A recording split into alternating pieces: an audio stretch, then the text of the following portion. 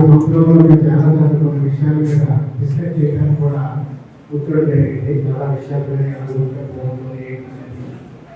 అప్పుడే వారి మనస్తత్వం ఏంటనేది అప్పుడే అర్థమైందండి. అలాగే గవర్నమెంట్ వచ్చిన తర్వాత రేవంత్ రెడ్డి గారు కూడా ఈ సమాచార శాఖ వారికి ఇస్తే బాగుంటుందేమో వారు కూడా అర్థమై మన కాలనీలో పివి శ్రీనివాస్ గారు ఈ సమాచార శాఖ ఇచ్చినందుకు మొదటిగా రేవంత్ రెడ్డి గారిని తెలియజేస్తున్నాను. అలాగే ఈ శాఖకి పివి శ్రీనివాస్ గారి కనుక ఆప్షన్ కూడా వారికి అభినందనలు తెలియజేస్తున్నానండి. ఇంకా ఈ శాఖకి పూర్తిగా న్యాయం చేసి ఇంకా పైకి కావాలని చెప్పేసి భగవంతుడు ప్రార్థిస్తున్నాను. అదేవిధంగా సుధరమ్మ గారు మా ఆరోగ్య కంపెనీలో రావడం కూడా మాకు చాలా సంతోషంగా ఉందండి. వారికి కూడా నమస్కారం అండి. పీవీకి నాకు 5 సంవత్సరాల నుంచి అనుభవం ఎక్కువ. ఎందుకంటే పొద్దున్న ఇస్తే నేను క్రాంతి పీవీ ముగ్గురు కలిసి ఇప్పుడు అదే వస్తుంది. ఆయన లీడర్షిప్ క్వాలిటీస్ కానీ ఎన్ఆర్ఐకి ఎక్కువ చూసి మీరు డెవలప్ అవ్వడం చదువుకోండి అంటే ఎక్స్పీరియన్స్ తోటి ఆయనకి ఎప్పుడు రావాల్సిన పని 10 సంవత్సరాలు రేపు వస్తుంది అనుకుంటే ఒక సుపోర్తున్న రేవంత్ రెడ్డి గారు అనౌన్స్ చేశారు. Very happy. ఆర్టీఐ కమిషనర్ గా అర్థం చేసుకుని నైట్ ఫోన్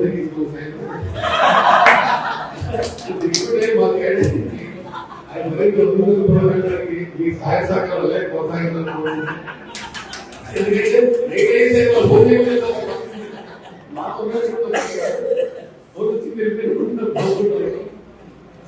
సవాలుండే వ్యక్తి ఈరోజు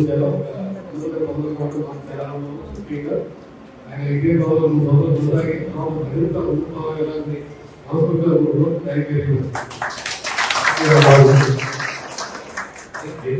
సుష్మా గారు అలా ఎందుకు చేస్తారంటే ఆరోగ్యం ఉన్నత పదవులకి వెళ్ళాలంటే ఆరోగ్యం నైట్ కల్లా పనులు తీసుకొచ్చాడు గుర్తుంది వెళ్ళినట్టు.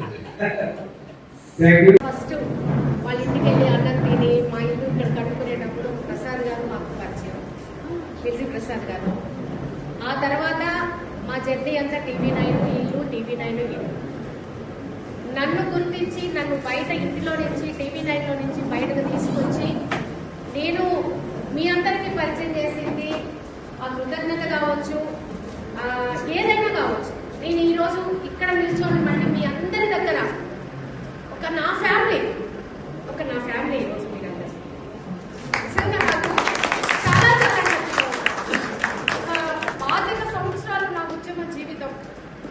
పివి అంటే రాష్ట్రంలో చాలా తక్కువ మందికి పివి అని అంటే మా ఇద్దరం భార్య భర్తలుగా ఒక జీవితాన్ని వదిలేసి, అమ్మ నాన్నను వదిలేసి, ఆయన కుటుంబాన్ని వదిలేసి మేమిద్దరమే జీవితం. పార్టీ వద్దనుకున్న తర్వాత మాకు ఎవరు అంటే ఒక రవిప్రకాష్ మా లైఫ్, ఒక TV9 కేసీఆర్ పిలిచి ఇవ్వడం మాకు లైఫ్, ఒక హరీష్ అన్న మాకు లైఫ్.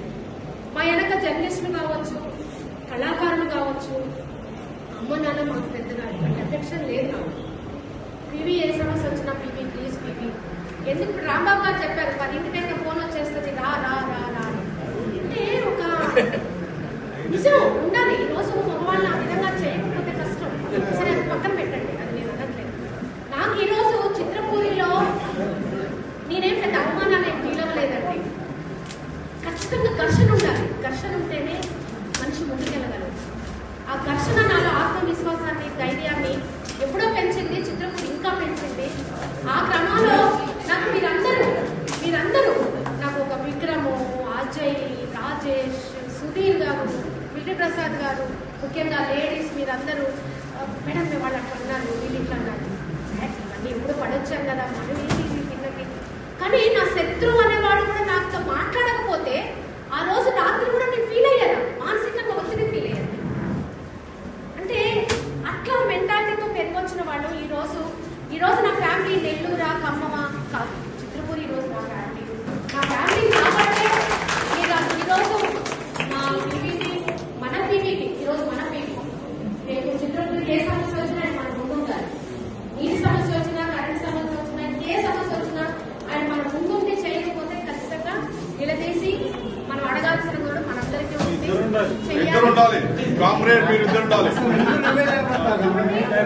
నేను కాబట్టి నా కుటుంబం మీరందరూ నాకు ఏ కష్టం వచ్చినా మీరు నా ముందుండండి.